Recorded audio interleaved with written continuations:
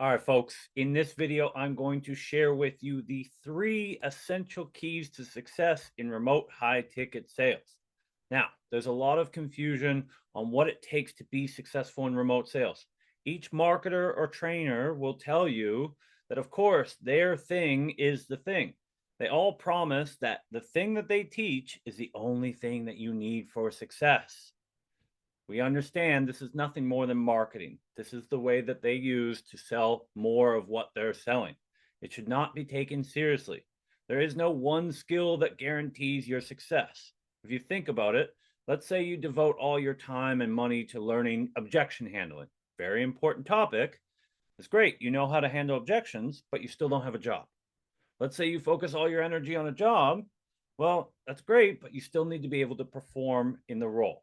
So if you're going to be successful, you need to ignore the marketing and become well rounded in the areas that really matter. In truth, there are 3 keys to success in remote sales. And each of these keys break down into a bunch of mindsets and skill sets and strategies that need to be developed in order to be successful. Now, the 3 keys or core pillars for success in remote sales in 2024 are find, land, and perform. Let's start with find. Research is a lost art. I don't want to date myself here, but when I started out, scrolling social media wasn't an option. Scrolling was something created by social media companies to keep users on their platforms longer.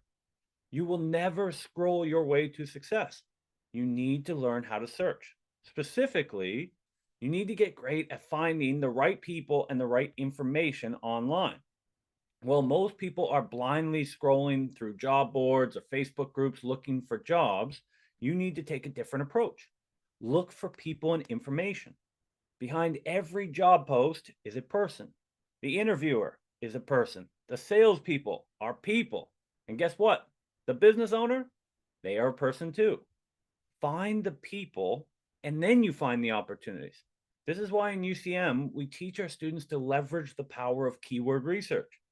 Once you understand what keywords are most likely used to find the best opportunities in the space, you can find more in 5 minutes from intentional searching than someone who spends 5 hours scrolling. Remember, if you search, social media becomes the tool. If you scroll, you are the tool. Do not be the tool. Next up, land. Just because you find the right people and information and companies and job opportunities doesn't mean everyone's going to line up to work with you. Again, landing a high income opportunity takes a whole different set of skills and strategies. Now, you can rely on traditional avenues of landing a job like job applications and recruiter pipelines, but it's important to understand that these avenues typically have the lowest probability of success, and the opportunities are typically reserved for people who have the most experience, present the best on paper, or fit all the pre decided requirements. These avenues operate on what we call a restrictive process. And all that means is since there's so many people going down this route, it's a simple supply and demand issue. There's a high demand on jobs and a high supply on people applying. You can expect that every job that you apply for, roughly 200 people have also applied for that job.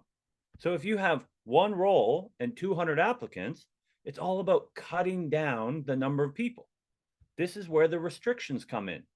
Things like years of experience or location or English as a first language.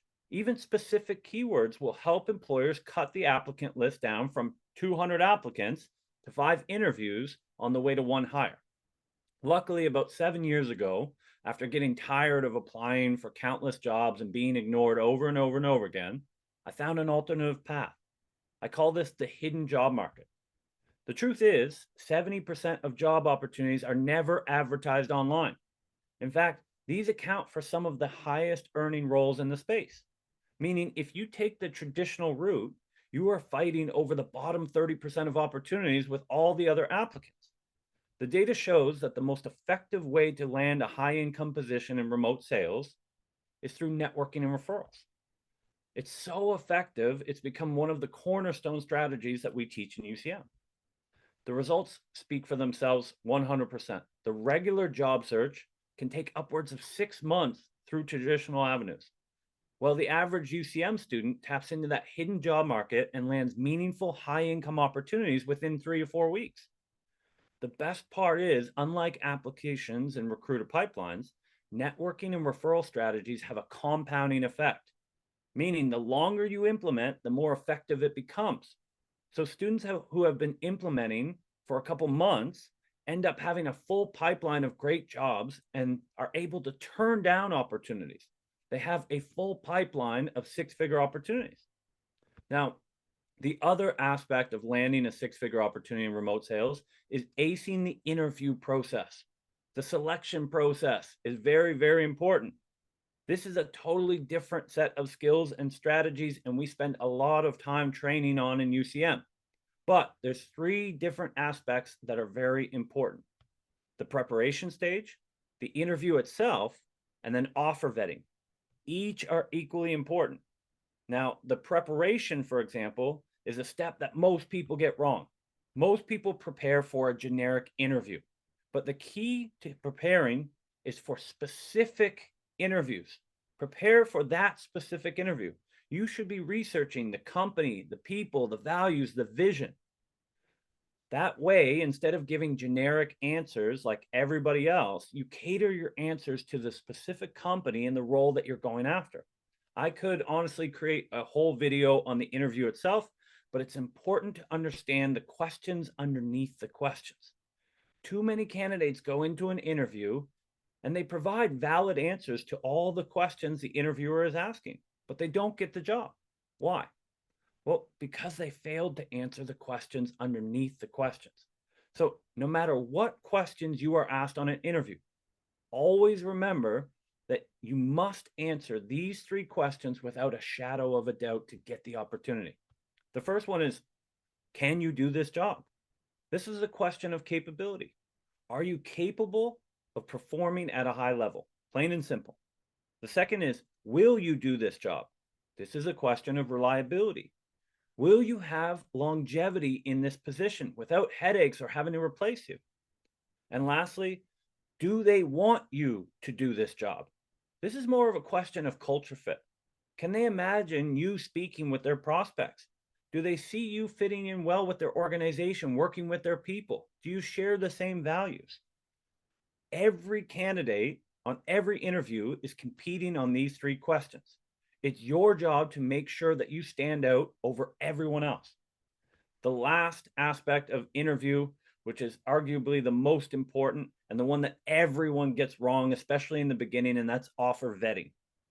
Since sales is a performance-based industry, you need to make sure that you select an offer in which you can perform. Taking a job just for job's sake or for experience sake doesn't make sense. It's one of the most common and costly mistakes that you can make. Just as the employer is responsible for selecting the right candidate, you are responsible for choosing the right company and the right opportunity for you. We offer a long list of questions that students use to make sure the company is a good fit for their needs and goals, but I want to offer you three simple questions that you should ask on every single interview to make sure you're able to calculate expected earnings well in the role. The first is monthly sales revenue of the company. Ideally, you want to get the last 3 months to paint a better picture. The second, number of salespeople in the role that you are being considered for. And lastly, how much is the top rep and the average rep making last month? What I'm looking for here and why I ask those questions is I'm looking for proof. Every company will tell you that you can make money, but I'm not selecting roles based on faith. I want proof. So I basically take those numbers and I plug them into a simple formula. Monthly revenue divided by number of people in the role multiplied by commission percentage. It's a very accurate way to predict current earning potential. For example, if the monthly revenue is 100K and there are two closers on the team and they each earn 10% of their revenue generated, I take the 100K divided by 2 multiplied by 0.1. It equals $5,000. That is the average earnings. No matter what the employer says, that is average.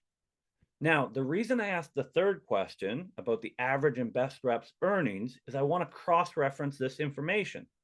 If the employer says that the top earner is earning 20K and the average earner is earning 7, but the math tells me the average is 5K or less, I need to dig a little bit deeper. Something doesn't smell right. So, choosing the right offer is your responsibility and your responsibility alone. And it makes a huge difference when it comes to earnings, both short and long term. So make sure you know what you're getting into. In fact, offer selection leads me into the last of the three keys to success, which is performance. You'll be told often in this space that skills are all you need. Skills pay the bills. And there's no doubt that skill development is an important factor. But the truth is, even the most skilled reps will be limited by the performance of the company. You're never going to outperform company revenue. That's just a fact. So, pairing with the right company is the best and easiest way to see an instant boost in performance, no matter what level you're at. A proven company will have a proven sales process. And in the beginning, it's much easier to follow a proven process than have to create your own. Now, it's natural to feel like an imposter. We've all been there, especially when it comes to performance. And it's important to understand that sales is one of those things that takes 2 weeks to learn and a lifetime to master. Now, that doesn't mean that marketers won't try and convince you that their program will teach you sales mastery in 60 days. And it sounds great. This is a key mistake that marketers hope you make. The difference between competence and mastery. You can become competent in sales fairly quickly, but mastery is a totally different ballgame. Most things being sold as sales mastery are really just teaching you competence. Basically, you'll learn what to say and when to say it, and maybe even how to say it. And don't get me wrong, those things are important, but that's just the beginning. True mastery doesn't come from the what, the when, or the how. It comes from understanding the why, the principles behind what you're saying, the principles underneath the script or the framework. For the purpose of this video, though, I'll share two very simple hacks that will allow you to gain the most amount of value from the most expensive sales training on the planet without paying a dime. The first is role plays. Now, role plays are not a new concept. A lot of people promote them. For those that don't know, role plays are just practice or mock sales calls. Typically, two salespeople get on a call. One pretends to be the salesperson, the other pretends to be the prospect, and they go through the sales call together. This is good. But if you're practicing calls and you don't know how to improve and you don't know what's wrong, it's going to do nothing but strengthen some of the bad habits that you have on call, and it takes up a lot of time. Instead, try this. Go into sales groups and offer to be the prospect for anyone who's experienced or been through a specific training. By offering to be the prospect, you'll have a lot of takers. Now, here's the key. You host the Zoom call and you'll be the prospect. So make sure to record the call and give the salesperson any objections that you're unsure how to handle. At the end of the call, you'll have a recording from an experienced rep using their training or their process to complete the call. You now have a resource that you can go back anytime and watch as many times as you want. And to take it a step further, you can even get that call transcribed and you could turn that into a script. The second hack involves getting on a great offer. Again, that's the most important thing you can do. A great offer with high performance salespeople. Now, usually in most companies, the calls are recorded. So you can ask the company or the salesperson for some sales calls recording. Again, you can study these and figure out how the best team members handle and navigate the call. And again, you can transcribe these calls to make improvements to your script. So there you have it. The 3 keys to remote sales success. You need a strategy for consistently finding 6-figure opportunities. You need the skills and strategy to land those 6-figure opportunities with ease and make sure that the offers are a good fit for you. And lastly, you need to commit to a constant, never-ending improvement to the skills behind the sale. Now, if you've received some value from this video, any value at all, make sure you like and subscribe and hit the bell icon to make sure you are notified when we release new content. And in the comments section, let me know if you have any questions.